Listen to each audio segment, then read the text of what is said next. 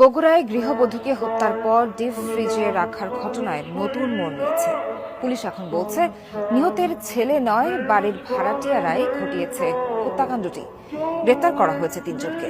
দুপুরে দুপচাঁচিয়া থানায় পুলিশ জানায়, হত্যাকাণ্ডের সময় ওই বাসা থেকে খোয়া যাওয়া ওয়াইফাই রাউটার ও মোবাইলের সূত্র ধরে সে বাসার ভাড়াটিয়া মাবিয়া আক্তারকে গ্রেপ্তার করা হয়েছে। জিজ্ঞাসাবাদে তিনি স্বীকার করেন ৪ মাস আগে উম্মে সালমার বাসা ভাড়া নিয়ে মাদক ও অনৈতিক কাজ চালিয়ে যাচ্ছিলেন তিনি। বিষয়টি টের পেলে বাসা ছাড়ার নির্দেশ দেন। ভাড়ার পাওনা টাকা সহ বিভিন্ন ইস্যুতে ক্ষুব্ধ হন মাবিয়া। এর জেরে ২ সহযোগী সুমন চন্দ্র সরকার ও মুসলিমকে নিয়ে হত্যার পর মরদেহ ফ্রিজে রেখে বেরিয়ে যান তারা। এর আগে এই ঘটনায় জিজ্ঞাসাবাদের জন্য নিহতের ছেলে সাদ বিন আজিজুলকে আটক করেছিল র্যাব। সঙ্গে বর্মা হতো যেই সন্তান আর আমি একটা